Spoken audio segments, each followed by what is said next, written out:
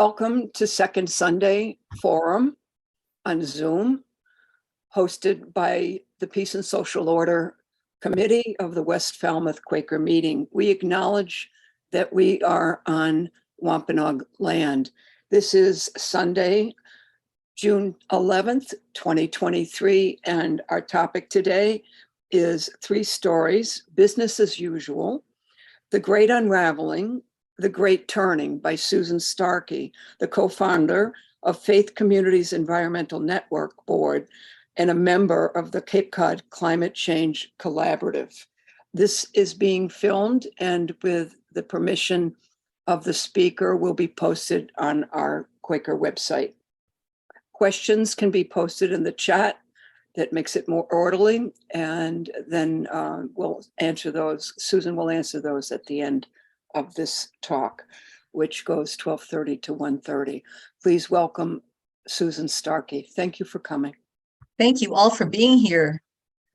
I'm in an interesting spot where I can't see anybody, so until I stop screen sharing, I'll just be asking Erica and Clyde and others to let me know if there's anything that you need from me, since I can't see you.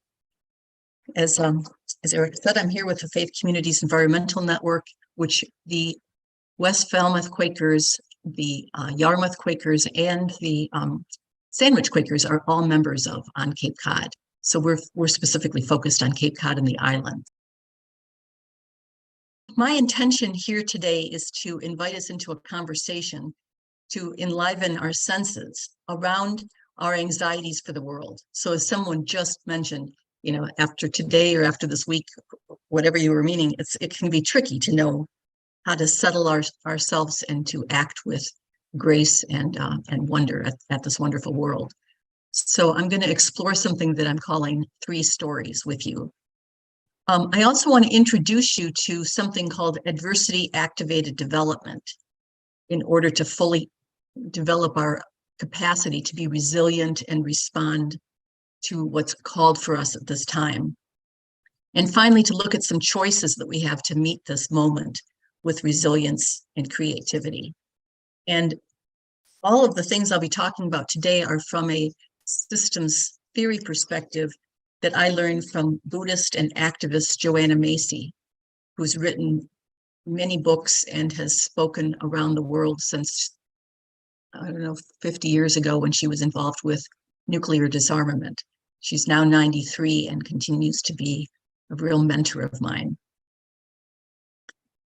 So I invite you to check in by adding a phrase to the chat about what you're interested in here today, and or just make sure that your name is there so we can, I'm not going to be able to see the chat right now, but the rest of you can, and we can get to know each other a bit. I think it's really helpful to, with any Zoom call, to just build community. So look around the Zoom room right now too, and just realize that we're in this together. We're in this next hour together, and we're actually in our lives together. Today, there will be occasions to share your reflections and or I'm going to do one guided meditation with you all. I encourage you to have pen and paper handy if you want to take some notes, some silent reflections yourself. So we might stir some thinking for you, and I might be even asking you to say, how would you complete this sentence? So that you can have some time to think as we're talking. So thank you for being here. So I want to share it with you a little bit about my story. Some of you know me, but we're all trying to face this crazy mess that we're in this world in the most loving and generative way. So I was raised Catholic, then became kind of anything but Catholic. Went into Unity for years of my life, living in Boulder, Colorado, and then Episcopal, and then studying spirituality through Ignatian spirituality, to Irish Catholicism when I lived in Ireland for a while, then Unitarian Universalists here on Cape Cod. So I have been all over the spiritual map, but I feel like that continuous finding myself in a caterpillar stage of blind unawareness of what's happening to me and then blossoming into the butterfly is something that's always happened across my life. With my move to Cape Cod, I found myself really clear that I was going to be working on climate change. So that's something that's near and dear to my heart. But the two things I really want to teach you today about what I've learned is so important, and being an activist in the world can apply to every kind of situation. So you might be starting in a different place than me, but we probably all have some awareness that we are in a bit of a mess. I call it a predicament. It's not a problem to be solved, but it's a predicament to be lived through. So here I'm saying that we have many feelings, from outrage to apathy or depression, when we face any of these bulleted items, whether it's threats to democracy, the climate injustice, that I'm working so much on, war that we're dealing with in Ukraine, gun violence, which especially from a racial point of view just seems to be highlighted every week. Biodiversity loss is perhaps one of the greatest things we face. White supremacy is heartbreaking, and we all feel so culpable. Gender inequality, food insecurity, poverty, you name it. So there is, wherever we are, if you're like me, you're in a place of going, okay, how do I not get depressed forever, or how do I not just sink into apathy? One other one I should have put up here is guilt. Being raised Catholic, my sister Mary Drivage is on this call, so she knows about this too. It can be so easy to just be going, oh, I don't want to look at this anymore because I just feel so guilty. So that's been my starting point, is how, with all these things going on and all my feelings about it, how do I approach it? And here's one of the things that I've learned. This is the 3 stories that Joanna Macy teaches. And I have found that since 2015, I just now am hearing this more and more and more as I hear more and more and more about climate change in public settings where it didn't used to be. I also hear people talking about business as usual. So that is one story that we can be hooked into, and probably we all are. With all 3 of these stories, they're things that are the lens that we look into the world with. And we all have a frame of reference that helps us define reality. What I like about systems thinking is saying, let's look at like 3 stories, not just one assumption of truth. So if I look at the assumption of, my goodness, we need to return to business as usual. How can we get past the COVID years? How can we find our way back where, the stock market does what we think it's supposed to do, and the weather does what we think it's supposed to do, and I can be with my grandchildren the way that we used to be able to be together. So I wonder if you might pause and even take a minute to even write a sentence down, or at least think about it in your heart. What pulls you to really want this story to be possible? To say, I'm not going to shame and blame anybody else for wanting it to return to the way it was, because I too would love it to be business as usual. So reflect on that for yourself for just a moment. You could do further reflection at another time on this. I've done this many times. It's just saying, I find myself wishing that life could return to ... We have a lot of hopes. I hear people always asking about, what do you hope for? Where do you find hopefulness? And always the answer is in the youth. But it's like, wait, what if all that desire for hope was just trying to get us back to business as usual? So in Joanna Macy's workshop, she would spend, a half a day unpacking that one. I found this really meaningful to look at it, and we're just kind of doing a micro glance at these things right now. The next story in the middle is the great unraveling. And I think we're seeing this so much more now than we were in 2015 when I was first learning this. We just see things seemingly falling apart.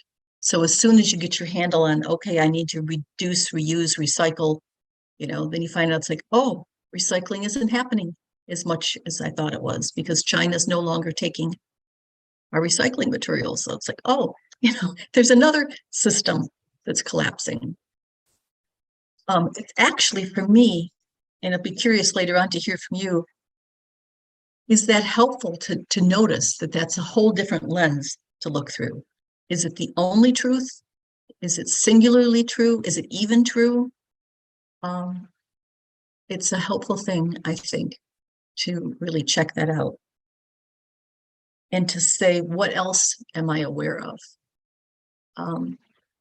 Because our world really, scientists have been warning us of this since at least the 1950s, that things are unraveling. We have already passed some tipping points of major proportion, and we need to wake up, to what's really happening in the world. So if you just take a moment right now, too, if you're writing things down or just reflecting to yourself and just saying, when I consider the world situation, what is particularly concerning to me is ...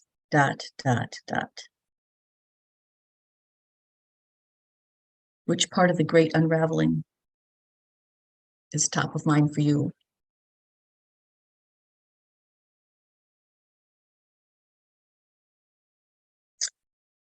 And then there's the third story that actually David Corton, who wrote the book, somebody will have to put that in the chat. I'm just blanking on the name of his book, one of his books, but he invented this phrase, the Great Turning. And Thomas Berry, a theologian, has often talked about this as well. It's the belief that the great unraveling may be happening in order for us to allow in the great turning, that maybe there's transformation afoot, and you can't see it until you can in hindsight. So how do we trust that it's like something else is happening? It's not only things falling apart. It's not only that we wish everything was how we liked it to be, but maybe there's something transforming in us and in our world. Maybe we were born for this time, as Joanna Macy would say. And for people who look at this and you can do a whole, you can do days on what's happening in your sense of the great turning.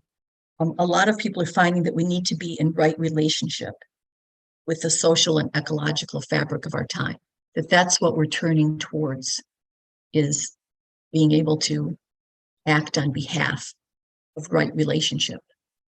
I've learned more of this from the Wampanoag in our community, and from the Quakers, although I'm not a Quaker myself, but I've learned so much about how we need to respect that. So I'm going to go back again. I can. Yeah. I want to invite you to just think about that, to reflect on the great turning for a moment.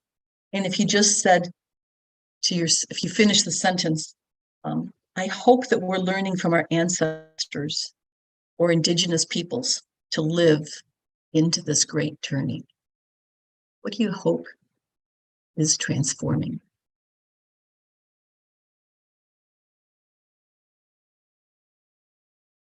And one of the things that David Corton talks about, and many others talk about, is that we're shifting from an industrial growth society to a life-sustaining society.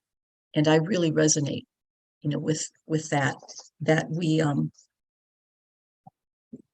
that's one of the guiding things for me, is what helps me focus is saying, is this that I'm about to do a life-sustaining action that's helping with the great turning, or is this something that is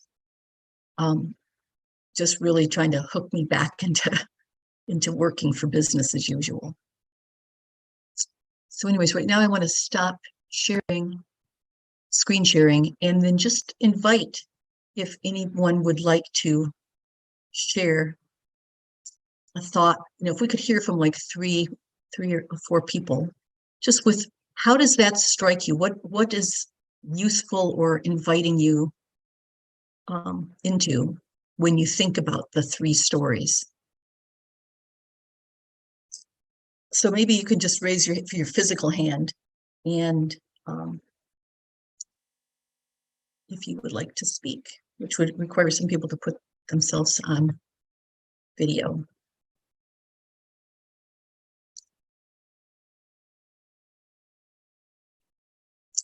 And being a lot of Quakers, I know to let it take a moment to let somebody see if they want to speak. Yes, Jonathan, you could take yourself off mute. Sure. I feel an immediate reduction of anxiety. Just being able to put things in that context is extremely helpful internally for me. Beautiful. That is beautiful. Thank you.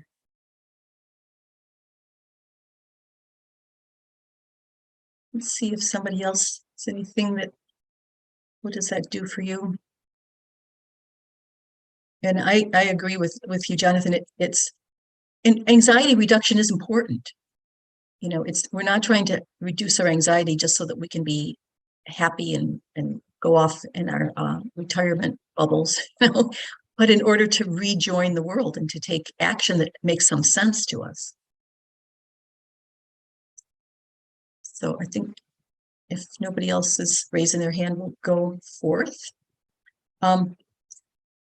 The next thing I'm going to share about, I'm just checking the chat, that I'll share my screen on again, is about something that's called adversity activated development. And before I share this, I'll just tell you why it's been so important to me. It's because working on climate change so much of the time, I'm still coaching, leaders some of the time as well, but I just find that I have to enter something daily, and I'm already a meditator and a journaler. But what is my practice become over time that keeps me able to continue to bring myself back to this work? And so many of you are doing the same things. What brings you back to being able to do the work? And if truth be told, a lot of the times it is the fact that what hits the fan. We're there for our kids when they need us because it just has to be done. When 9/11 hits, then all of the firefighters and everybody else just jumped in and acted. So there really is something about how does adversity happening to us activate us. So here I go. I'm going to share my screen again. I left it like this so that when you get these slides, you can click on these underlined sentences and look up some of the resources. But if we look at it just academically for a moment, AAD, is a concept that describes the positive changes that some people experience as a result of coping with trauma or adversity. And, so many of us are learning about trauma responses now, ancestral as well as in this lifetime. But AAD is similar also to post-traumatic growth because it emphasizes the developmental aspect of overcoming challenges and enhancing one's potential. So this is a whole study that psychologists and other researchers are really looking into. It's what motivates us to grow personally, even when we're facing trauma and adversity. And it can involve our self-perception, our relationships, our worldview, our values, our goals. And we can learn how to facilitate it more. And my contention with this is to take it out of the theoretical realm and then into the personal realm by looking at, let's put this into practice. Let's look at what we're really how do you actually implement AAD, adversity activated development? How can we learn to do it when we're feeling not completely freaked out and stressed, so that when we are under great adversity, we can then tap into this even more.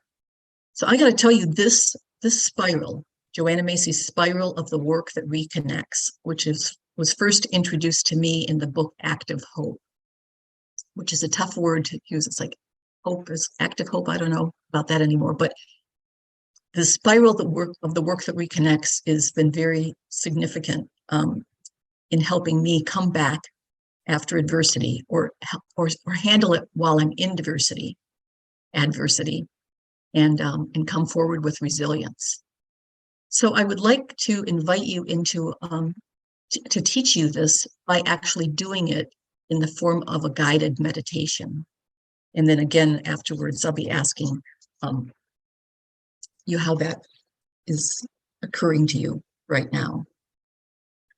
But the purpose here is to say, let's think about, if each of you would, before I ask you to meditate with me and close your eyes and all, just let one of the issues that you care about, what's the mess we're in that's on your heart and mind right now? So if you kind of hold that actually in your hands, say, okay, right now I'm really concerned about, what's happening with our democracy. That's top of mind for me at the moment. So that's what I'm going to sit with, that adversity of just, how do I not get into a fist fight with siblings of mine who think so differently about that? So think of your own issue and then find your seat with your spine straight, your feet on the floor, and we'll just do a micro movement through this circle. But I do this every day and for as long as it needs to take. And we start with coming from gratitude. So kind of in the east, you look at it as a north, south, east, west circle. So consider the main issue on your mind and heart right now that you experience as adversity. Open the palms of your hands and place them gently on your lap. Allow yourself to just sit with this concern. Bring your mind's eye to land on one thing in your life or in this room that you feel grateful for. So just pause about the adversity for the moment and let a little gratitude shine in. It might just be for being in this completely unique Zoom room or something that just happened to you. But let your heart smile with some gratitude. That's how we begin. Because in the now, there's always something to be grateful for, even if it's just that you can be sitting right here, right now. So moving down into the south here, let's honor our pain for the world. This is so countercultural to not avoid our pain, not squish our pain, not do something addictive instead of feeling our pain, but actually honor it. So as you're sitting here now, look at your hands where your adversity is sitting, and let yourself breathe into it. As my grandkids say, the only way, out of it is through it. So let's go through it. Just honor any pain that you feel about the situation that you're concerned about. And trust that any one of us who is suffering right now, that we're all suffering with you. We're not pushing it away, we're letting it sit here at the bottom of the circle.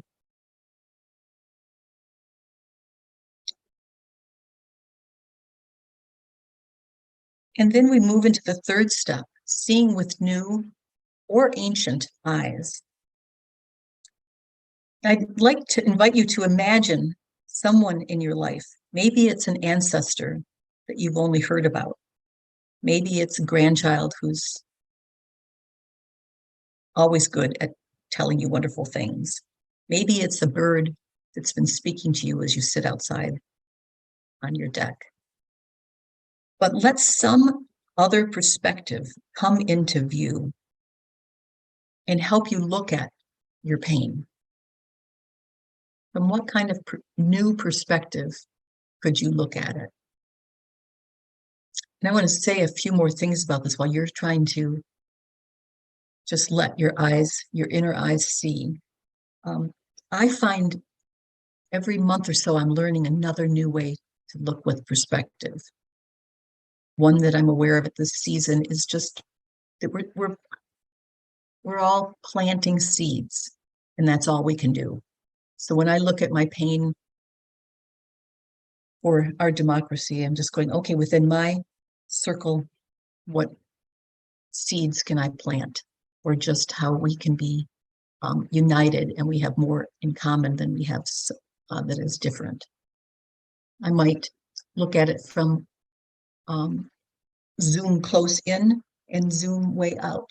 That might be a perspective shift, that I make. I might look like I'm asking you to ancestors. It's like, what would my ancestors say, about the pain that I'm feeling?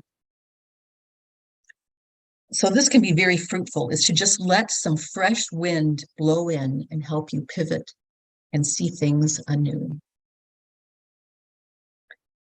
And finally, I invite us to consider how we can go forth. We always have to end a meditation and go back out into the world. So instead of holding all of this adversity in your hands right now, is to kind of let it go and imagine taking a step, just putting one foot out there and landing it on the ground, and imagining there's only one step to be taken next. There's only one next thing that is necessary. And that's the cycle. It's on the left-hand side here. It's done as a flower. Sometimes it looks like a dandelion to me, and I've learned to let dandelions grow in my yard because they're pollinators and the birds need them. But I love that. It's gratitude, honoring our pain, seeing with new eyes, and going forth. So I'll stop sharing so we can see each other. It sounds so simple, but what I have found that both with the 3 stories and then with the spiral, that I can come back into a safe and creative place, a place of choice. And so I want to invite, again, some of you to just say, how does that cycle resonate with you? And or do you have another way of doing it that also lets you, honor your pain? So again, just raise your hand if you're visible.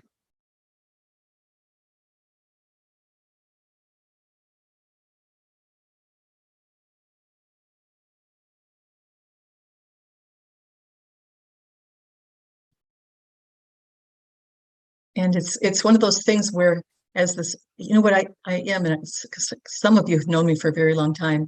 I'm one of these people who just doesn't know how to speak for more than like 7 or 10 minutes before I have to hear from somebody.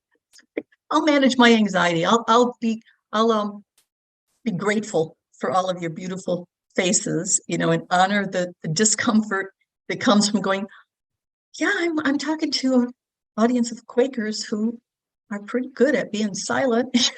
And then I can see with a new perspective, like, what's this about, to let there be space? So Sean, that I've known since 7th grade or 8th grade or so. Yes, Sean. Hi, Susan, and hello, everybody on the Zoom call.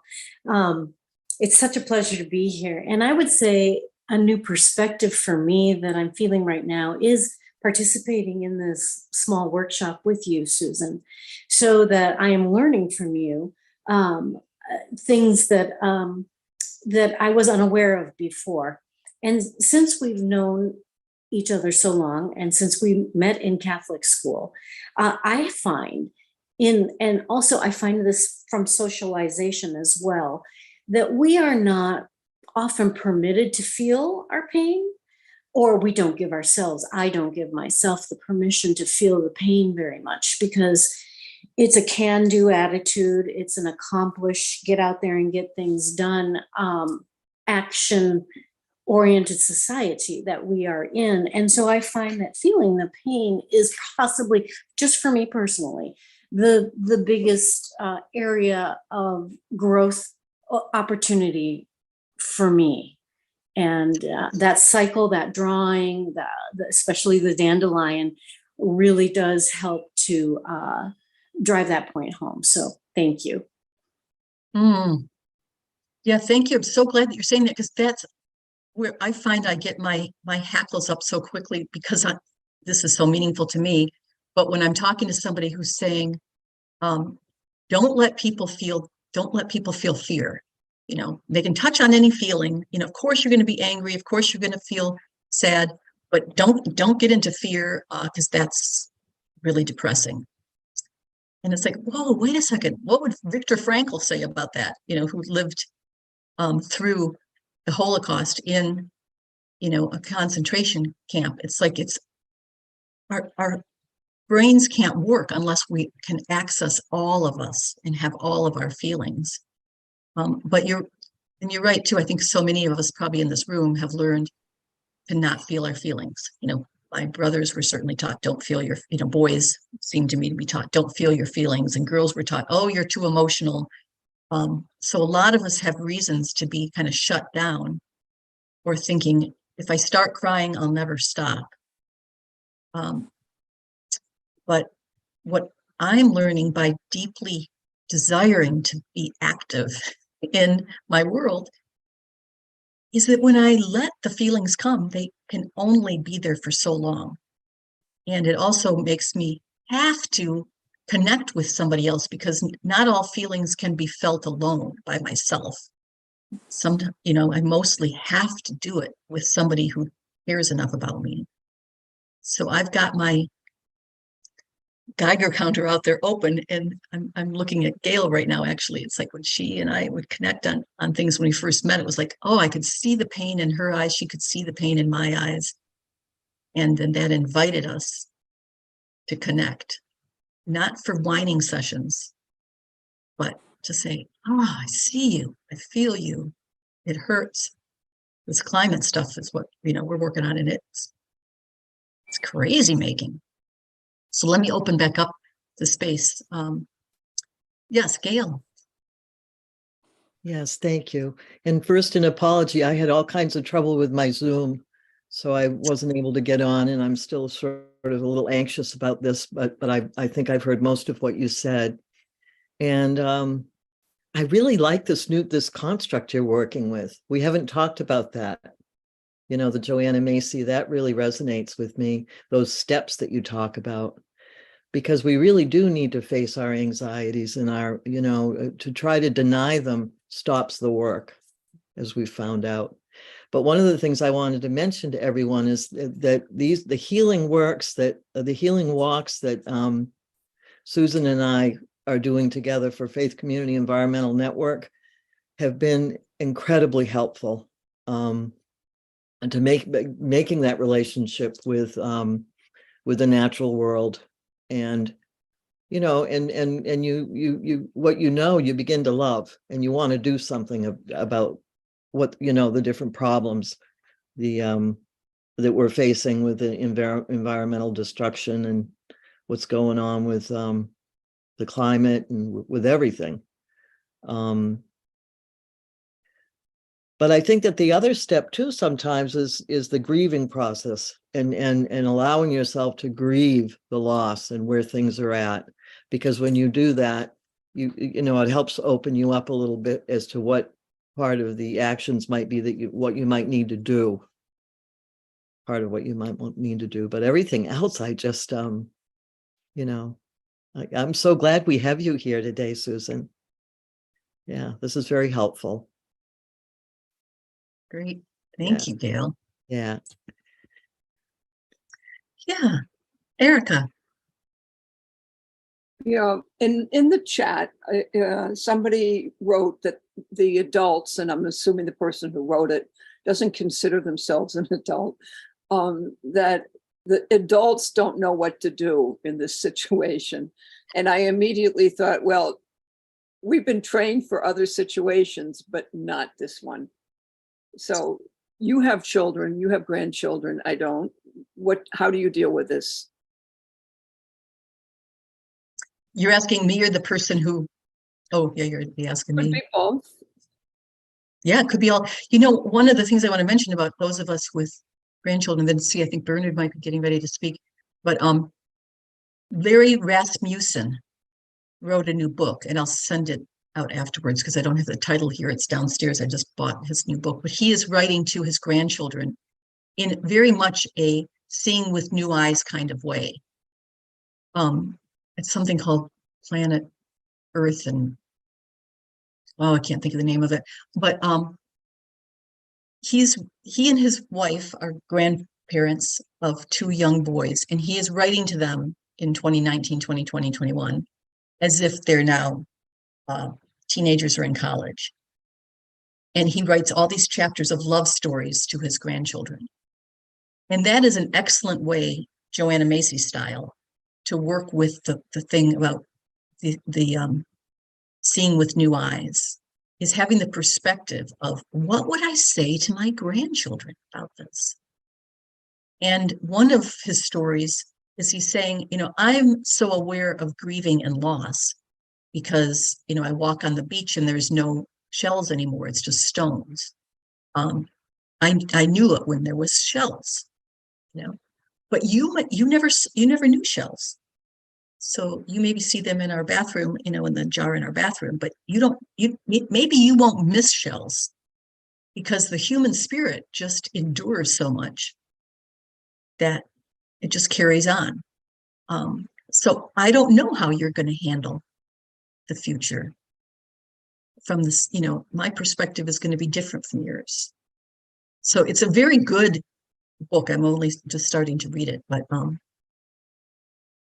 it's helpful to think about that. How would I respond? And what I find myself doing with my grandchildren is really encouraging them to know their natural environment and to develop their what their parents are doing for them is having them become very, very skilled at taking care of themselves. So they hike a lot. They know how to,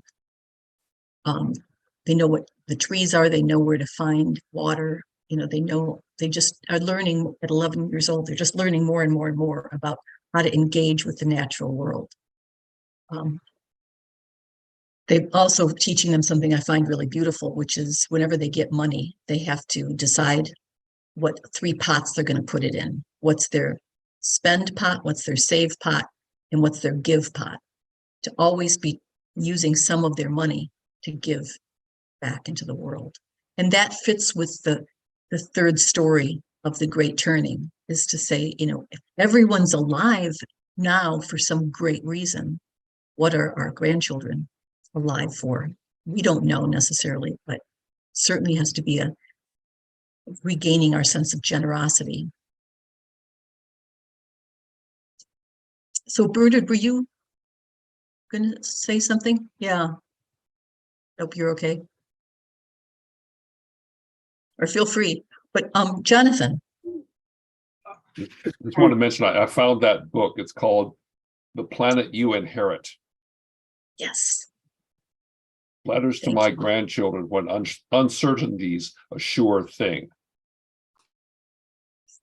Thank you. That's great. And Bernard, now you do have, there is time for you to speak. Not really. I am working this thing. I have a grandson who has come out as gay. And to me, gay is, that's how you are. You came that way, or you decided to be that way, or something. But he's getting this huge judgmental thing going on him, and it's very, very difficult. And I'm feeling sorry for him. And I don't exactly know where to put the empathy. That's where I'm at. Mm-hmm. That's, and I bet that's hard to hold the pain of that, you know. so many times I know in the climate world, as soon as somebody gets aware of something, or like say in your case, you get aware of, okay, I'm hurting for my grandson because the world isn't necessarily as accepting of him as I am. And oh, he might go through this, and oh my God, he might go through that. It can be so devastating to actually feel those feelings. We want to shove them away and get on with doing something about it. But if you're like me, then if you stumble into it, you'll just do the wrong thing.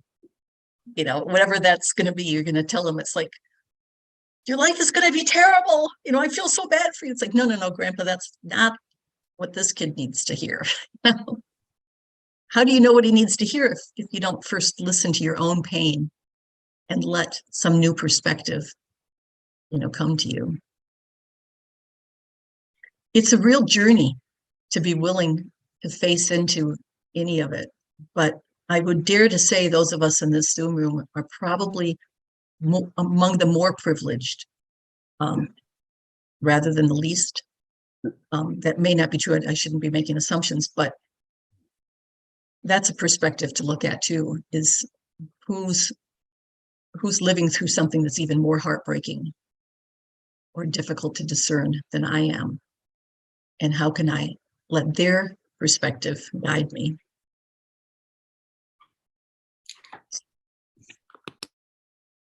Okay, I'm going to move back to share one more screen, one more little set of screens, and then open it up for Erica and Clyde if you want to. Oh, it's about to leave the meeting. No, if you want to then go back to the chat for me and see if there's questions or topics that we should raise. But let me just share a couple more things with you.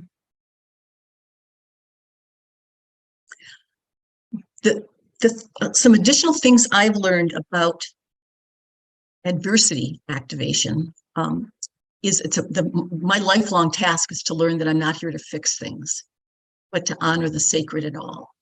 And that should be on my gravestone, except I'm not going to have a gravestone. I hope to be composted someplace.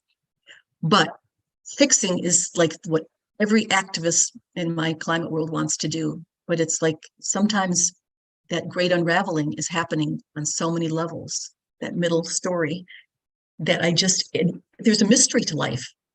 You know, I believe in a divine presence in all of life, and I can only honor the sacred.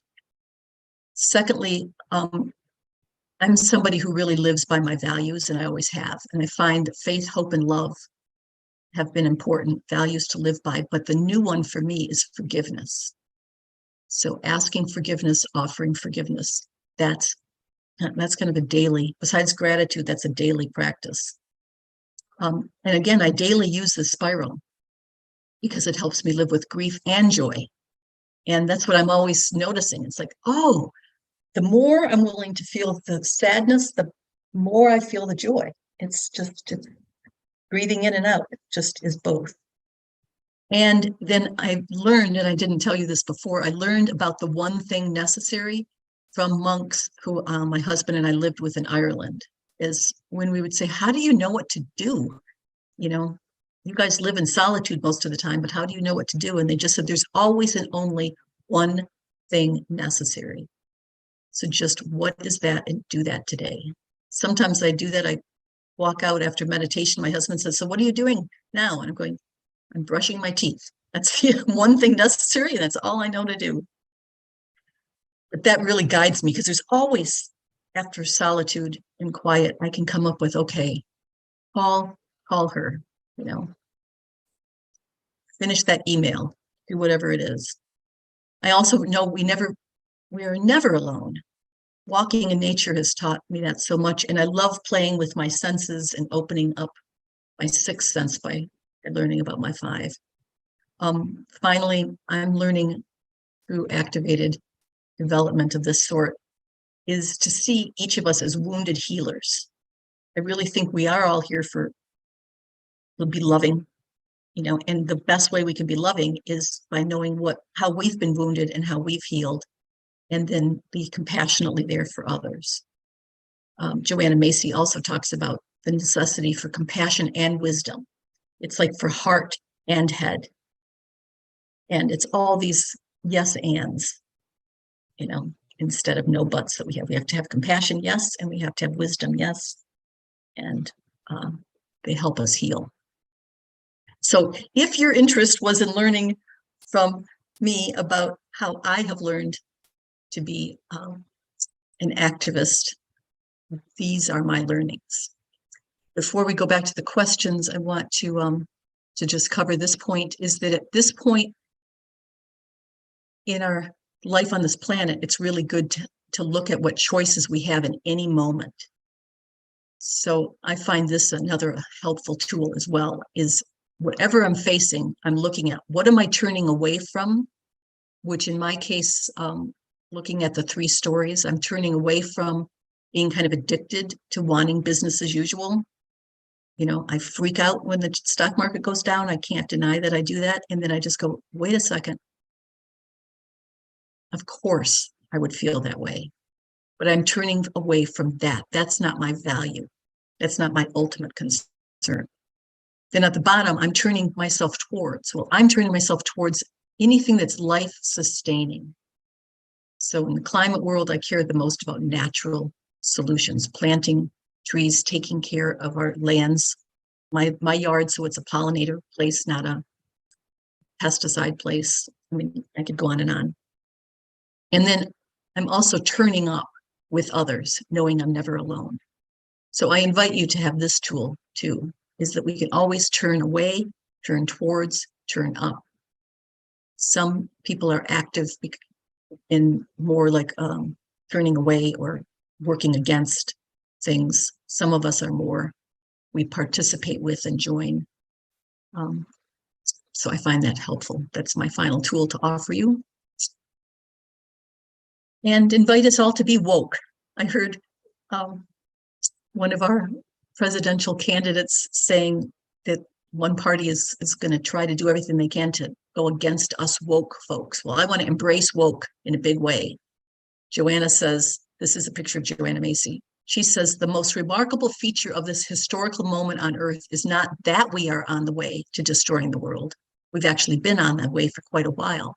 It is that we are beginning to wake up, as if from a millennial-long sleep, to a whole new relationship to our world, to ourselves, and each other.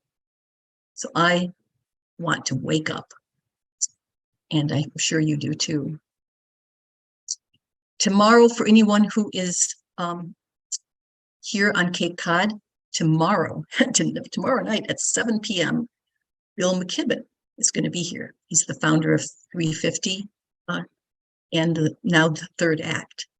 And he's joined by 2 other speakers. So that's also, here for you to see this now, and it's in the PowerPoint. So let me stop sharing and see what questions and or comments that people have for us. So Erica, do you see any questions or comments that we ought to? I see there were many more comments than there are questions. Let's see. I won't start with mine. Everyday consciousness of belonging to the web of life. How to cope with it threatens to it. This is Jonathan Beltz Hall. And then, let's see. I'll just read a couple. Our tech Clyde says, I don't want business as usual because it's so destructive of the environment and life. I want to live in a world that loves and values life. And Jonathan Beltzal says, when corporations rule the world. David Dow says, more sustainable lifestyles and rights of nature. Jonathan again says, there's another one titled The Great Turning. Let's see. Sheila McCulley says, when AI becomes smarter. Jonathan again says, elders don't know how to cope with changed conditions. Farmers have been adopting regenerative agriculture, growth of community-supported agricultural farms. And then he says, it reminds him of Rebecca Solnit's A Paradise Built in Hell, with many stories of AAD in action. And then David Dow talked about when he purchased a house in Yearling Meadows in 1990. He found a toxic plume from Joint Base Cape Cod underlaying his development, which led him to become an activist in the Superfund / Safe Drinking Water Act cleanup at JBCC. And then we went. And let's stop there to just say a couple of things about each of those. The books that, thank you, Jonathan, for putting the books, The Great Turning, and then When Corporations Rule the World. So those are David Horton's books, and they're very good. They're very, very good reads. So that's what that is about. And Jonathan, you ask, I see also later on, is how does this method compare with reevaluation co-counseling? And I'd have to think about that, but that's what I was into for decades, probably 25 or so, is reevaluation co-counseling, where peers counsel each other a lot by listening. And there's different ways to listen and to really be there and and actually it's interesting you mentioned that, Jonathan, because that's very much informing the same thing as honoring your pain for the world is with the belief that you don't want to relive it so much. You don't want to trigger trauma again and again and again.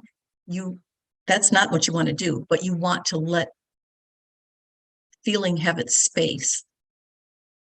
And then when you do that, you notice everything has its time where it's then done, and being heard, listened to, and encouraged to feel it all the way through helps then let go. So you might want to say some more about that in a little bit. Let me just see what else Erica has read. And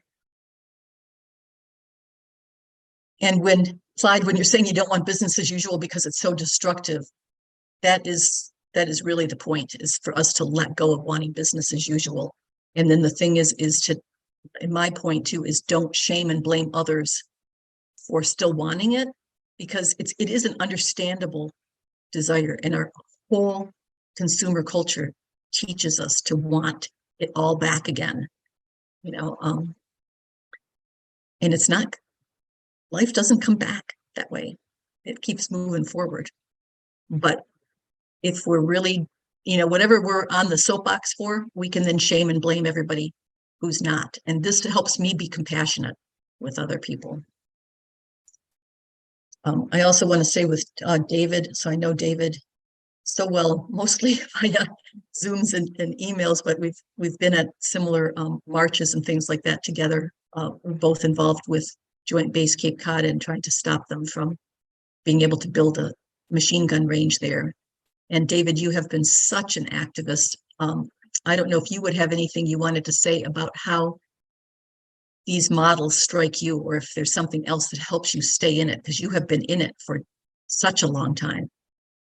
Do you have anything you can share with us about what helps you work through the apathy and depression and anger and everything that comes to you?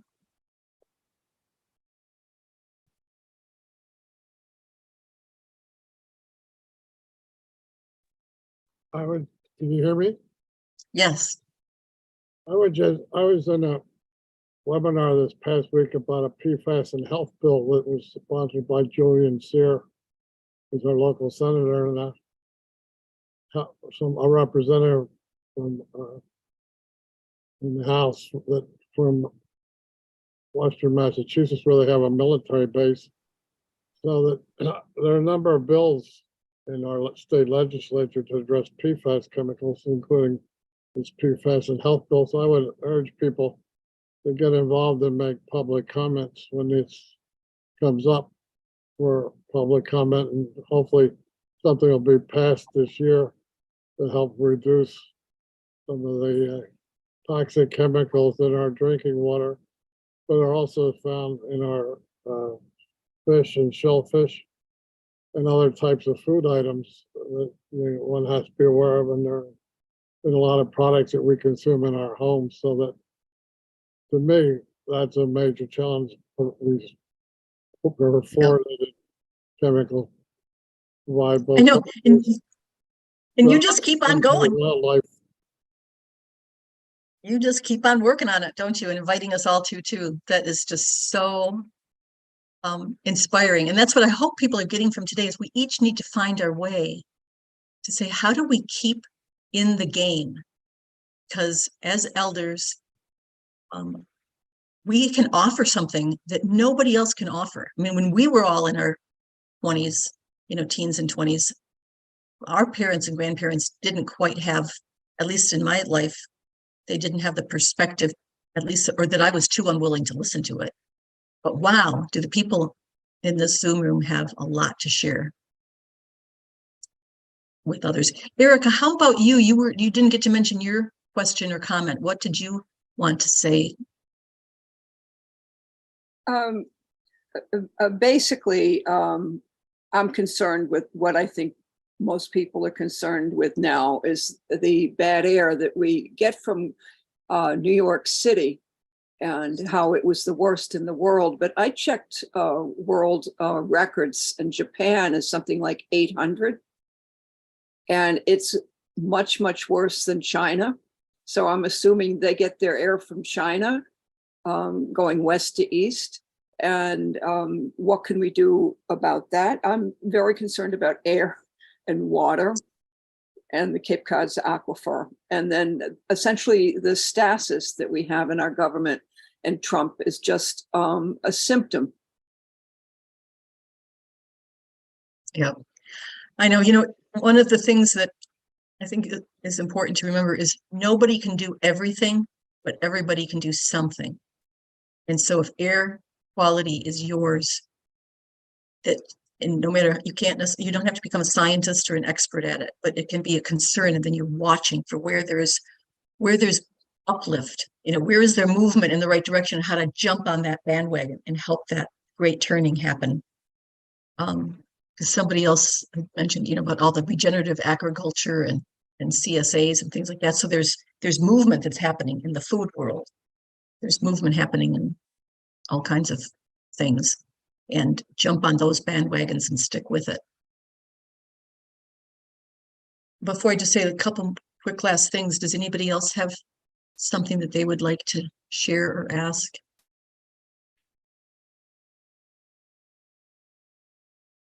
Okay, we'll think about that.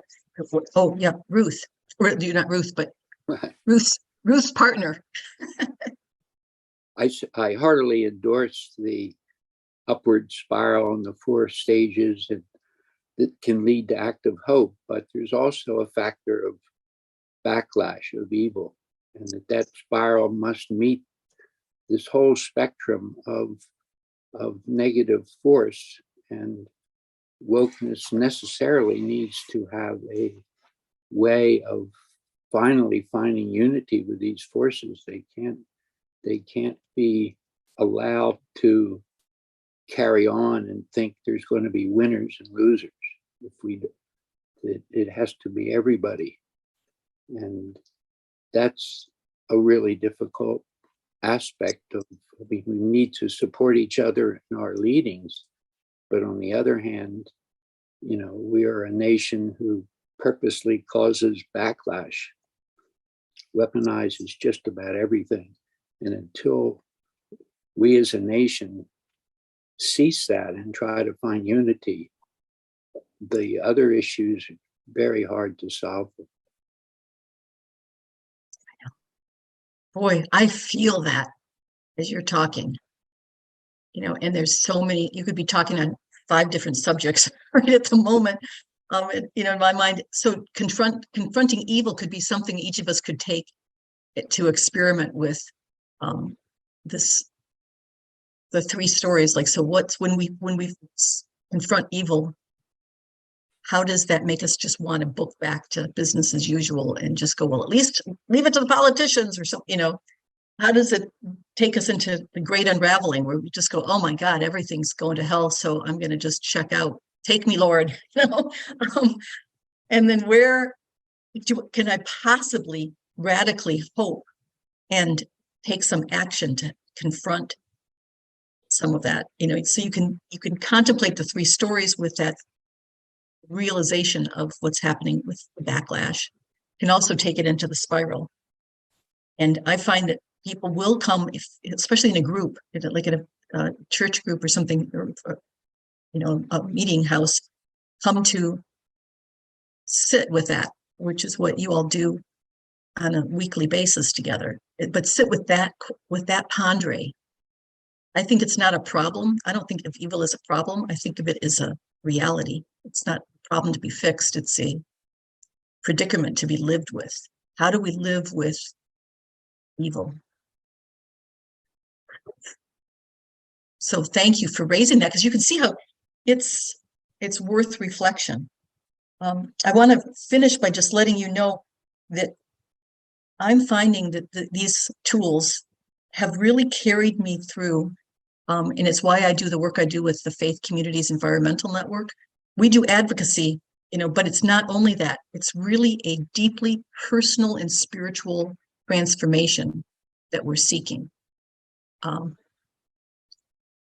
Jonathan, you again wrote in here about Rebecca Solden's Paradise Built in Hell. That's a really good, important read as well, to just realize that it is possible for miracles to happen, for us to be called forth in ways that we need to be more courageous and have wisdom flow through us that we never knew we had.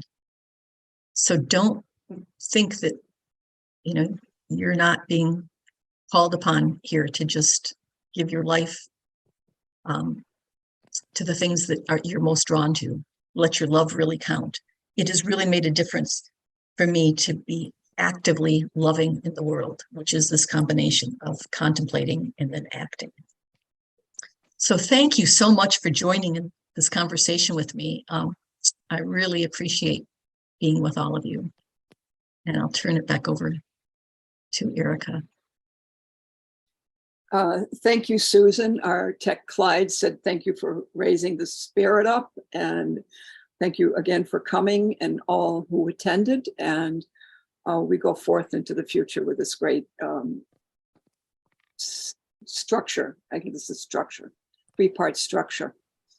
Okay, next month, Janiyah Hudson will talk about Quaking Dover and how in colonial United States, in Dover, New Hampshire, counterculture took root in the Quaker meeting there. I hope to see you again. Stay well and stay connected, stay positive.